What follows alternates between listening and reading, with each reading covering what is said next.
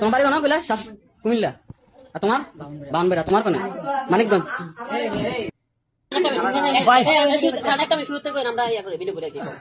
আপনার নাম হচ্ছে আব্দুল হালিম? আমার নাম হচ্ছে ভাই আব্দুল হালিম। তারপর আমার দেশের বাড়ি নরসিংদী। আমি ভাই আলখারি রোডে 10 নম্বর দিতে থাকি ভাই। এনতে আমার এরা দৈরা লইছে ভাই, এনতে দৈরা না আমার দৈরা আজকে 5 দিন ধরে মারতাছে। বুধবারে আনছে মাগরিবের সময়। ভিডিওটি সর্বোচ্চ শেয়ার করবেন, বিশেষ করে প্রবাসী বাংলাদেশিরা যারা সৌদিতে থাকেন আপনারা নিজেদের নিরাপত্তার জন্য এই ভিডিওটা শেয়ার করবেন, অথবা যারা প্রবাসী পরিবাররা আছেন মধ্যপ্রাচ্যে বা তাদের পরিবার বাংলাদেশে বসবাস করেন তারা শেয়ার করবেন। প্রথমে আপনারা যে ভিডিওটা দেখেছেন এখানের মধ্যে এই যে গেল কয়েক মাস যাবৎ সৌদিতে বাংলাদেশি প্রবাসী হয়ে টাকার লোভে, কাজের লোভ দেখিয়ে অবৈধ বা বৈধ বাঙালিদেরকে অপহরণের যে চক্রটি, এদের মধ্যে আমরা যাদের ছবি দেখলাম কয়েকজন অপহরণকারী, আবার এখানে কয়েকজন আপনার অপহরণের শিকার হওয়া ব্যক্তি। নরসিংদীর ব্যক্তির কথা আমরা দেখছিলাম যে কিভাবে তাকে অপহরণ করা হয়।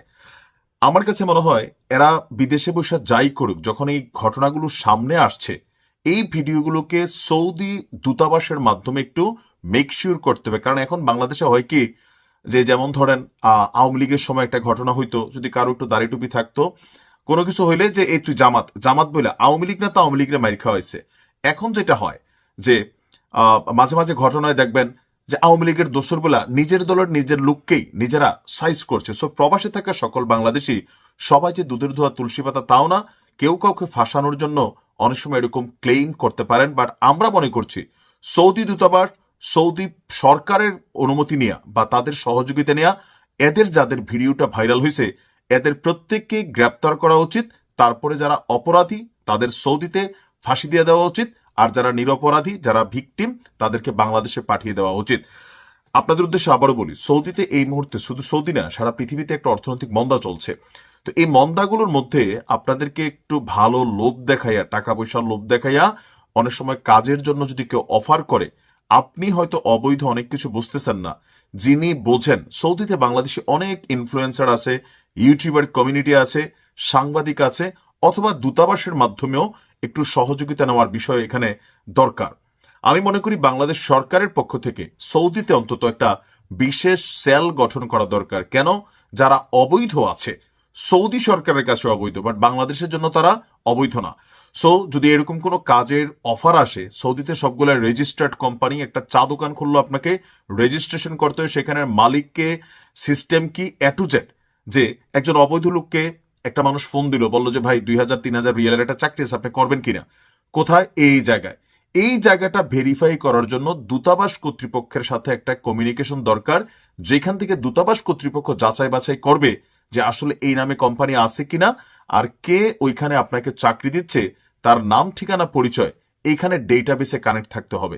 তাহলে আপনি বিশ্বাস করেন এই অপহরণের বিষয় রাতারাতি শেষ হয়ে যাবে। কারণ এখানে অপহরণের শিকার কিন্তু বাংলাদেশি স্টাইলে হচ্ছে না যে একটা গাড়ি দিয়ে নিয়ে 5 জন মানুষ আপনাকে ধরে তুলে নিয়ে যাচ্ছে। ম্যাক্সিমাম সময় যেটা হচ্ছে কৌশলে আপনাকে ডেকে নিয়ে এসে কোনো একটা জায়গায় আটক করা হচ্ছে। আর এই যে আমরা বাঙালি, আপনি দেখেন এই যে পর্তুগালে বাংলাদেশ বিরোধী আন্দোলন চলতেছে যে এই আবর্জনাদেরকে এই দেশে ঢুকতে দিবে না। ইটালিতে এই বাংলাদেশ বিরোধী আন্দোলন চলতেছে, সেই দেশের সরকার আবর্জনাদের ঢুকতে দিবে না। বিশেষ করে আমরা যারা বাংলাদেশি আছি এখানে ম্যাক্সিমাম 20-30% মানুষ আমরা একটু পজিটিভ মেন্টালিটির, আর 70% মানুষ ওই দেশগুলোতে গিয়া মাদক ব্যবসা, 2 নাম্বারি, ইয়াবা ব্যবসা, সোরা কারবারি, হুন্ডি ব্যবসা, মানে যত ধরনের ধান্দা ওই রাষ্ট্রের বিরুদ্ধে যায় সবকিছু কিন্তু আমরা করি। উপরে ভালো সেজা গুজি, কেউ দাড়ি টুপিও রাখি, কেউ সুটবুটে হাঁটি, ক্লিন শেপ, কিন্তু তলে তলে সবগুলো হারামি। এই হারামিদের লিস্ট একটা সরকারের কাছে থাকতে হবে, যে সৌদি সরকার যদি কোনো কারণে এদেরকে ফাঁসি নাও দেয়, বাংলাদেশে আসলে এই 2 কোটি প্রবাসী, শুধু তো 2 কোটি না, এদের পরিবারের সদস্য সংখ্যা আছে, তাহলে আপনি টোটাল কমিউনিটিটা বাংলাদেশের নিয়ার অ্যাবাউট 50% মানুষ এখন বিদেশি, পরিবার সহ হিসাব করলে তাদের জানমাল নিরাপত্তায় রাষ্ট্রের উচিত এদেরকে গ্রেপ্তার করা।